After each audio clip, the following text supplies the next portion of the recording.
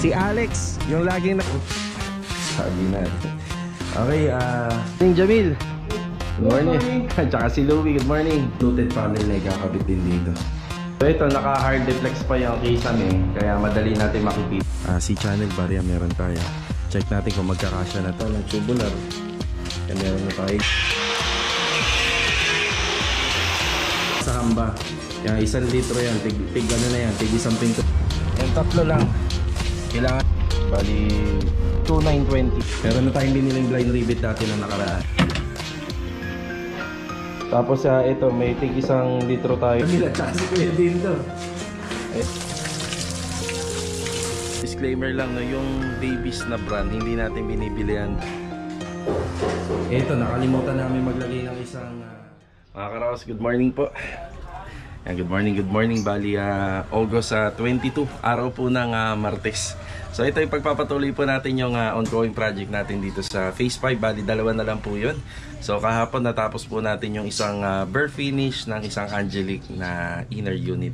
So ito, ipagpapatuloy natin dun yung mga paint retouching, cleanliness, and other installation kagaya po ng tiles dun sa foot stem and riser.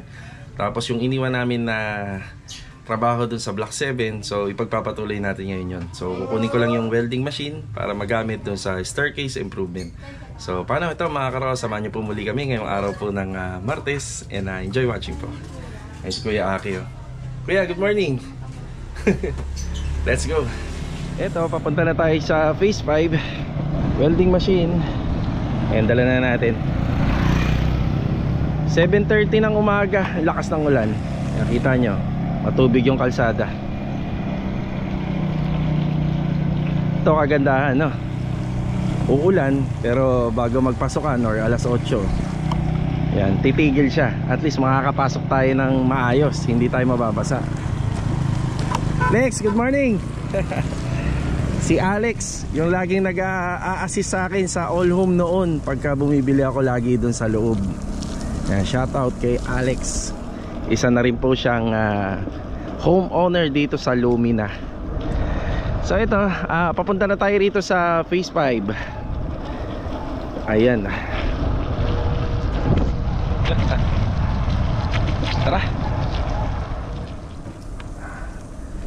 Ayan, dito na tayo. Ay, si Master Jojo, dito na yung motor niya. So dito natin gagamitin yung welding machine. Yan.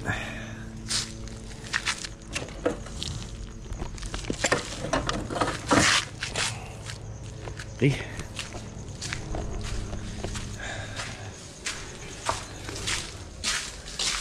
Ay, si Master Jojo, good morning.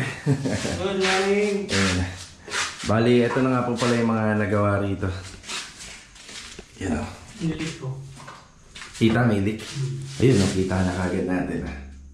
Tsaka rito yun, basa. Isa yun sa mga ayusin namin. Sa mga regular na nanonood ng mga videos namin, mapapansin nyo, lagi namin inaayos talaga yung area na yan. Kaya sa mga kumuha ng ganitong unit, may idea na kayo no, kung ano yung tututukan nyo.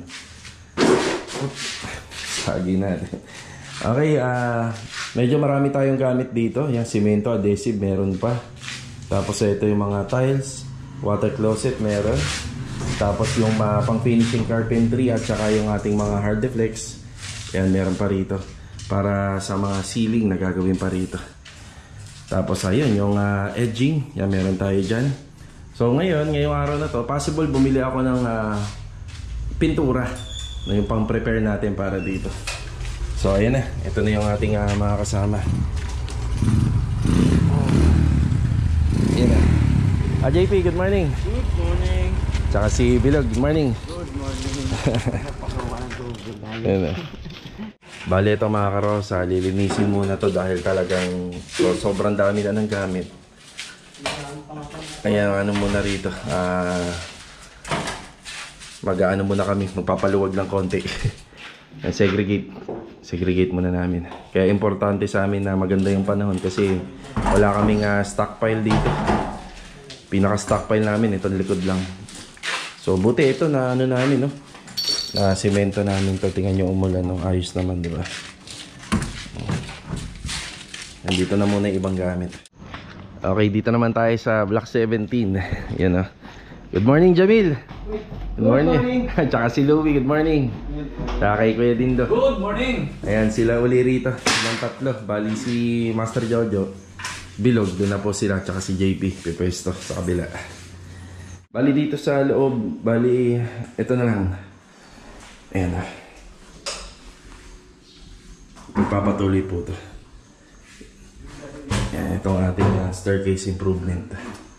Tapos noon dito may problema tayo rito. Yan, pero okay na ngayon yan. Tapos yung pinagaganda rito, itong gilid na yan. Yung pinagaganda na lang ng mga pintor natin. Tapos yung pag-apply ng tile grout. Yan, hanggang dito na. Yan, baka mahuli na yun sa hagdanan kasi hindi pa tapos yun. Okay. Yan lang muna yung assignment natin dito. Siyempre, tuloy-tuloy lang din naman yung retouching, tsaka yung pag-apply ng tile grout, tsaka yung installation ng tiles dun sa hagdanan. Ulitin ko lang yung other installation dito. Yan, pang last na. Tapos baka ngayong araw pala maikabit nila Master Batang itong ating basin. Yan yung basin dito sa toilet and bathroom. Ayan na. Wow, blue light. Yan. Yan, pag naikabit to, meron pang wall fluted panel na ikakabit din dito.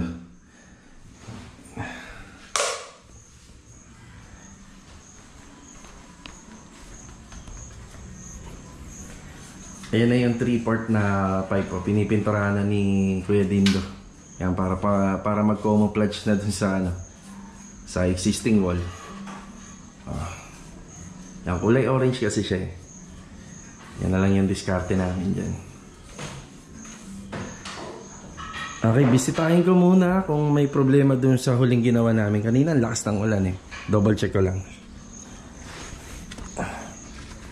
Ayan o, yan yung sitwasyon dito. Laging naipunan ng tubig. Pero dahil meron ito, ayan, bababa po yan. O, diba? Bilis o. Laking tulong po nito.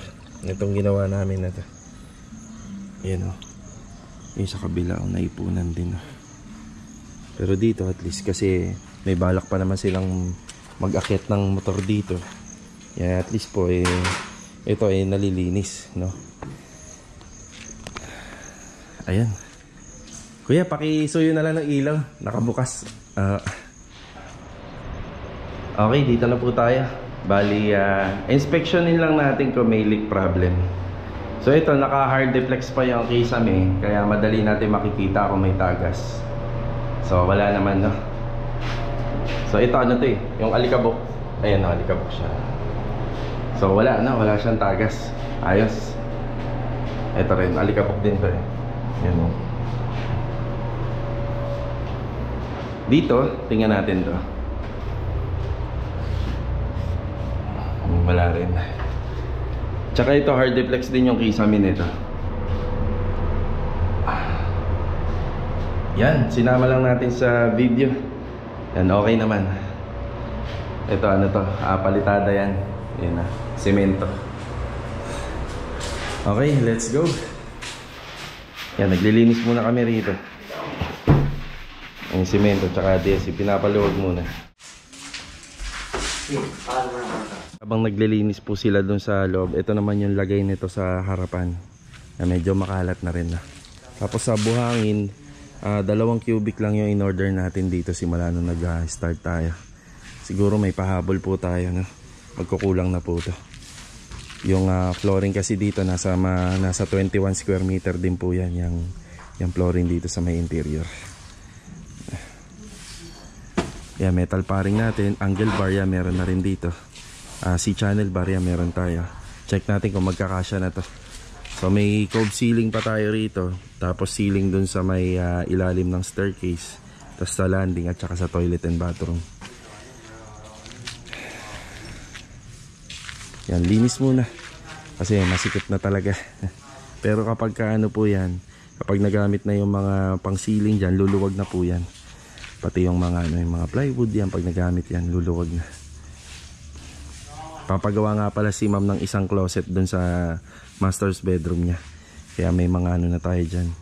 May mga plywood na 3/4 at saka dito sa ano, PB cabinet, hanging cabinet. Yan, meron din tayo dito. Tsaka yung sa ilalim ng kitchen counter. Medyo maluwag-luwag na.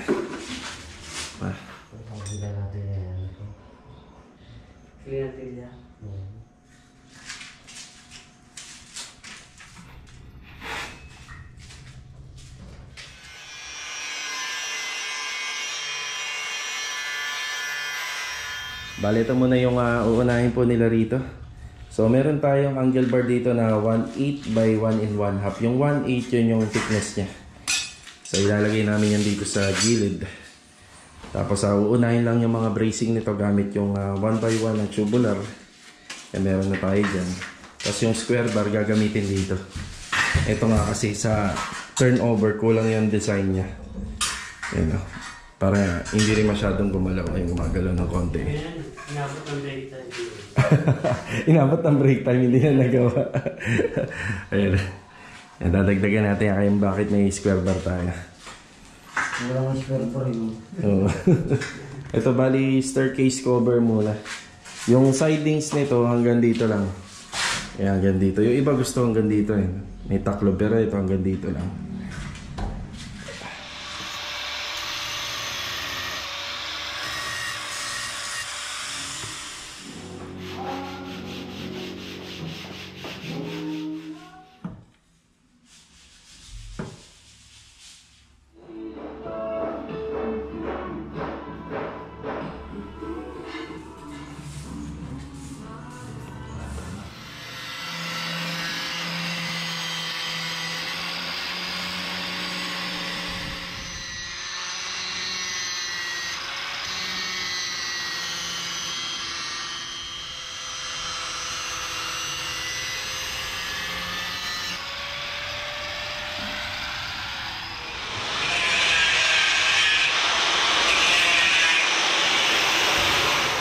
Ayan, bali rito, nagsasalpak na sila ng magiging pinaka-framing natin para doon sa bracing.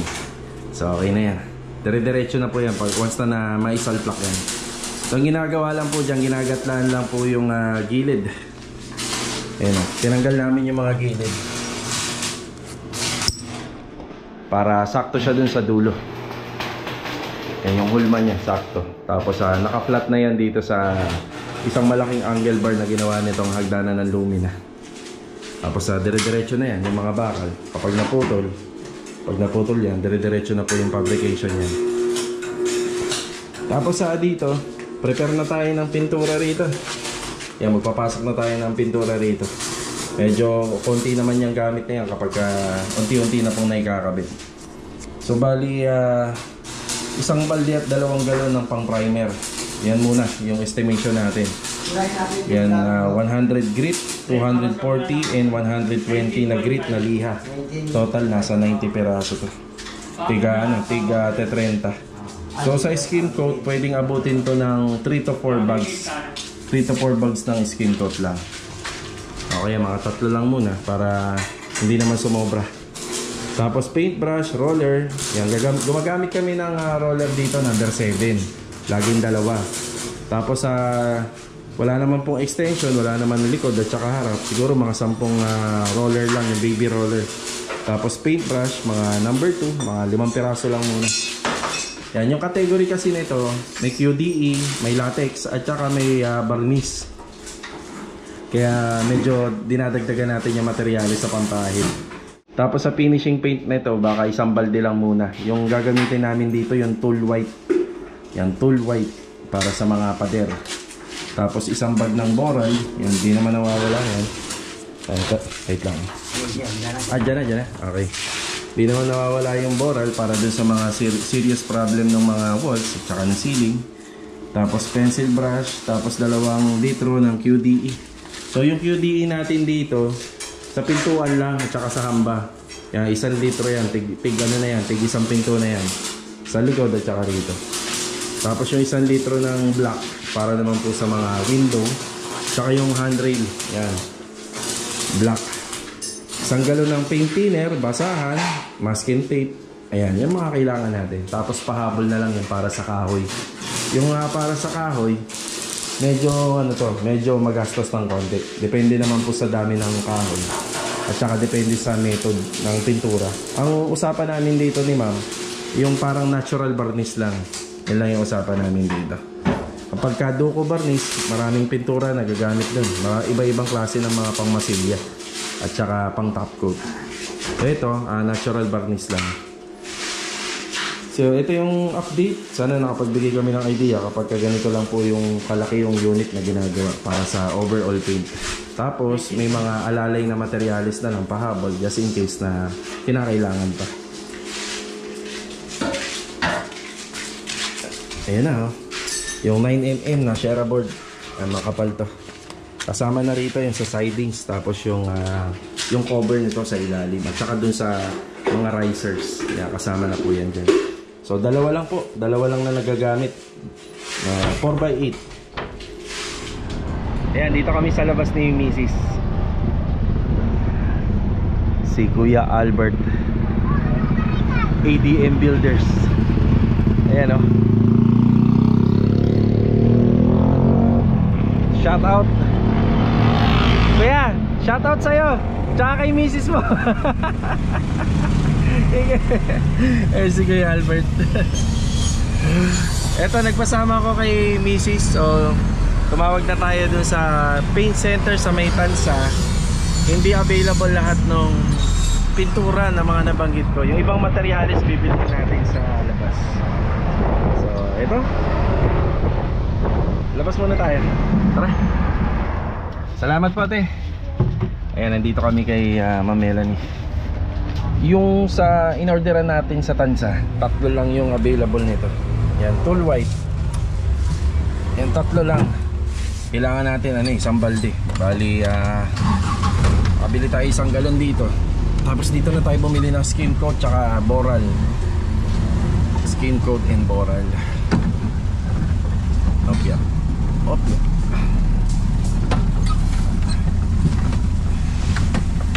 Ayan, dito. Bali, ano ba ang sulat?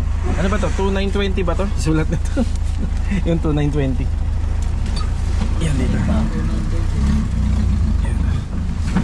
Dito yung stock room nila ng mga masilya. Kung walang ABC, pwede yung Build Right. Maganda po yan. Magandang klase ng skin coat yan. Pero mas okay din yung Bostik. Kaso nga lang wala pa po tayong nahanap na Bostik.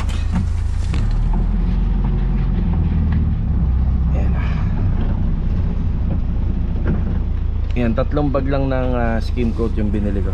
Sa interior lang naman Tapos the rest ito boral. Yan. Bali 2,920 lahat. Kasama yung isang galon ng tool white.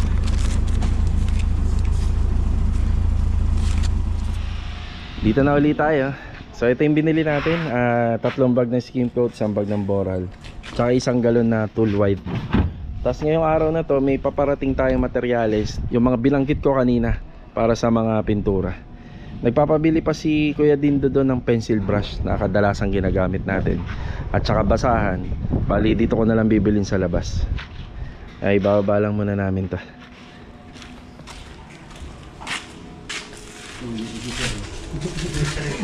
Iyon Yan. Ayan yung pinagamitan ng mga bakal tubular. Yun para magkaroon tayo ng bracing dito. Yun Yan. Yan. Diba? Tapos ang pinang natin dyan, fixing materials, yung blind rivet. Meron na tayong biniling blind rivet dati na nakaraan. Tatakluban na lang po nila. Mas makapal na cement board, mas matibay. Pero pwede na rito 9mm. Medyo sobra na kasi kapag nasa 12mm. Medyo sobra na po yun. Yan, pwede na 9mm.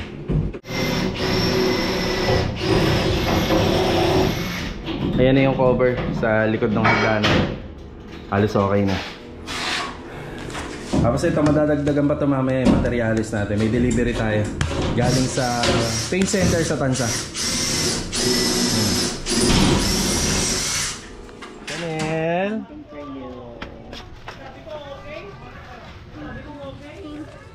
Wow! Okay, dito na tayo sa bahay. Ito yung materyales galing sa Tansa. Ayan o. Break time kasi kaya dito na natin na pinadiretso dito sa owner. Tapos ihahatid na lang po natin dun. Picture up lang sana. Apa sir? Bali ito isa 9,752. Yan lahat. Yan ang resibo. Yan galing Tansa. Maraming salamat po. Thank you, thank you. Dito muna tayo sa bahay natin si Mrs. Ito, shoutout muna bago po tayo bumalik dun sa Phase 5. Binabati ko naman po ng happy birthday si Sir Edson Romatare. Yan, God bless and more birthdays to come pa po. Shoutout na rin kay Mama Jane Domingo Munar. Yan, God bless, ingat palagi. Shoutout din kay Ma'am Evangelina Zamora from Ganado, Binyan, Laguna. Yan, God bless sa inyo. And also shoutout kay Sir Daniel and Jerilyn Baro. Yan, God bless po sa inyo. Shoutout din kay Sir Dwayne Parahinog. Yan, God bless and ingat po palagi. Shoutout din kay Ricky Cayetano from Arizona, USA. Yan, God bless po sa inyo dyan. Also shoutout na rin kay Sir Nante and Roman. Yan, God bless po. Also kay Sir Roger. Yan, Roger from Caloocan. God bless po sa inyo and ingat palagi. Also kay Sir Eddie Merete from San Marcos, California. So ito, magbigay na po tayo ng update. Let's go! Dito na po tayo. Ito yung dala-dala ng delivery kanina. Galing tayo sa dalawang balde to. Yung isa tool white. Ayan, sa tool white. Tapos yung isa naman Davis. Yan, Davis Pondo. Tapos dalawang galon ng Davis Pondo pa. Para sakto to rito lahat. So ito may binili pa tayo na isa kanina na pang backup. Yan, bali isang balde at saka isang galon ng tool white. Opya. Eto karawas, dito na po tayo. Ito po yung dineliver kanina sa galing Tansa. Ayan o. Bali isang balde yung tool white, tapos nagpahabol pa ako ng isa kanina. Tapos yung Davis Pondo, isang balde, tapos dalawang galon. Tapos ito pa yung mga laman pa. Tapos ito, may tig 1 litro tayo ng QDE black at saka QDE na chocolate brown. Ayan, binanggit ko kanina. Yung dalawang roller number 7. Tapos yung iba para tipid na lang, ano na lang to, ayan, refill na lang. Tapos masking tape. Ayan, masking tape. Tapos paint thinner at saka yung mga liha. Yan. Bali meron daw pera to, no, log, no? Yung pintura. Saan banda na, lag? Saan banda dyan? Yan, yung mga balde? Kaya maliit. Meron din yan? Unahan ko na kayo, bahala kayo. Ayan, unahan na po kayo ni Bilog. Yung tinutukoy ni Bilog po sila, yung mga pintor. Mamaya bubuksan ko yan. Buksan natin, log, mamaya. Ayan, nangyari na, nakaibilog na. Nakaibilog na ang pagkakataon. Hindi naman natin sinasadya na ngayon i-deliver di ba? Ito pala yan, may sikreto pala yan, no?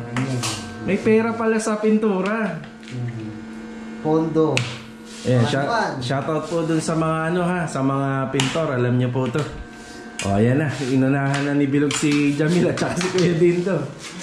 Ayan, ito na. Pang merienda to eh. Pang merienda. So, ito na ho, bubuksan. So, hindi natin papatayin yung camera. Yan, para makita talaga natin kung may pera. Yung naman ni Bilog, yung kamay naman niya malinis naman po yan. Ito lang naman trabaho nila dyan sa welding. Game na? Dakotin mo kaya? Dakotin mo. Ayan na, dinakot na ni Bilog. So, ay, patingin niya lang. Ay, oo nga. Ano yan? Naka-plastic. 40. 40 pesos yan. Siya. Hindi ko kakat yung Ugas na ugas. hawakan ko. Hala niyo ha. Yan natin, ano ba yung laman doon? Yung nandun sa papel na yun. 40. May pera pala doon. Ugas mo na. Ugas.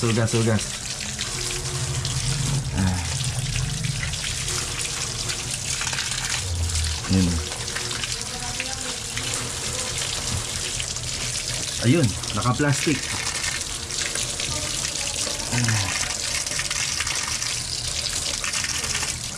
Ayun nga no, may barya. Oh, ayun, lumalinaw na. Ayun oh. 40. Diyan, naka-plastic siya. Plastic. Ayun oh. Yari kayong dalawa, wala na kayong pera.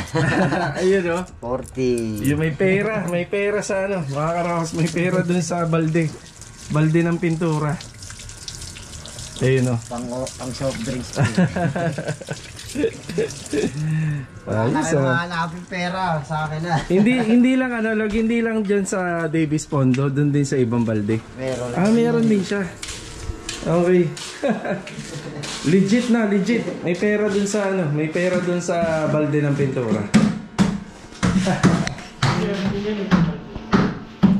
Okay, tuloy-tuloy lang yung pagpapabricate dito nung sa railing. Tapos yung sa pag-cover nung cement board para do sa staircase. So disclaimer lang no, yung Davis na brand hindi natin binibilihan para makakuha lang ng barya. So yun talaga yung ina-apply natin dahil quality yung pintura. So tara, doon tayo sa kabila.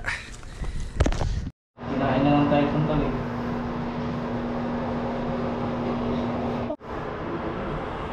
Ayan, dito na ulit tayo sa ongoing project na malapit na matapos. Ayan, tinutuloy lang po ni Louie yung installation ng tiles dito sa hagdanan. Ayan sila Master Ryan at saka si Boom Boom. Ayan, kanina nandito si Master Batang. So ito na yung basin type na napili ni ma'am na ikakabit dito. So ito, nakakabit na ni Master Ryan. So black type din po yung aluminum cabinet na ginamit po rito. Yan, syempre, 90 cm yung height, kasama na po yung height ng basin. Ayan yung height ng basin at saka ng aluminum kitchen cabinet. Yan po yun. Tapos dito, may tile grout application na po ito. Yung tiles dito sa balcony. Bali okay na sila Master Ryan dito. Ayos na. So itong basin na to, ikakabit pa po namin at saka install pa po namin dito sa in-install niya. So yung height nito hanggang sa flooring nasa ano lang to, 77 cm. Ngayon 13 cm naman yung height ng basin type lavatory natin, kaya overall 90 cm. So ito, kaka-install lang nito. Hindi mo na natin ikakabit yung ano rito, yung basin kasi medyo mabigat yun. Patutuyuin muna natin yung silicone sealant. Sa update naman po rito sa ginagawa ni Louie, halos okay na yung sa pinaka riser part. Ayan yung riser part natin. Tapos ito nung nakaraan nabanggit ko, baka pipinturahan na lang to. Ayan, nagawan pa ng paraan po ni Louie malagyan ng tile trim. Yan para uniform, di ba? Installation nito ipagpapatuloy na lang po hanggang sa matapos. Ayan na, sa matapos to. Yung pag-apply po ng tile grout din dito. Ito, nakalimutan namin maglagay ng isang outlet dito. Yan, para dito sa gitna. So ito, papalagyan natin at saka pinapahabol natin kay Kuya Dindo. Meron pang ibang mga part ng retouching pa. So ito yung mga naganap dito mga karos, no? Installation ng tiles dito. Yun, nandun na yung ating hanging cabinet para sa basin lavatory. Halos okay na. Tsaka dito, iniisa-isa na lang po yung tiles para malagyan po ng tile grout. Diyan po yung yung saksakan para pag nagpa-install sila ng CCTV camera, kita lahat. Pag dito kasi banda sa may gilid tsaka sa gitna, meron baka maharangan itong wall na to eh. So para maganda, dun na lang para kita lahat pag nag-install sila ng CCTV camera. Tapos dito naman tayo, halos natapos na namin to. Yan yung cover nya. So mga materialis na ginamit, angle bar, tubular na 1x1, tsaka yung 9mm na Shera board. Yan na. So gaganda na lang to kapag natapos na. So sa ngayon, ganito lang muna.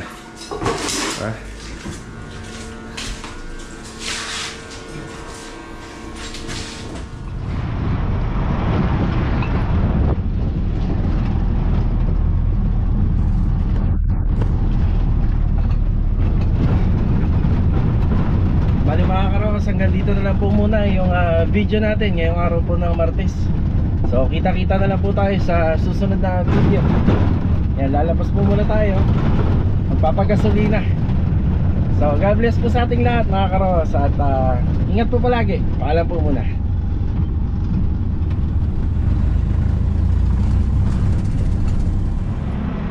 Ayan, dahil nagpagasolina tayo, dumaan tayo kay Kuya Johnny rito.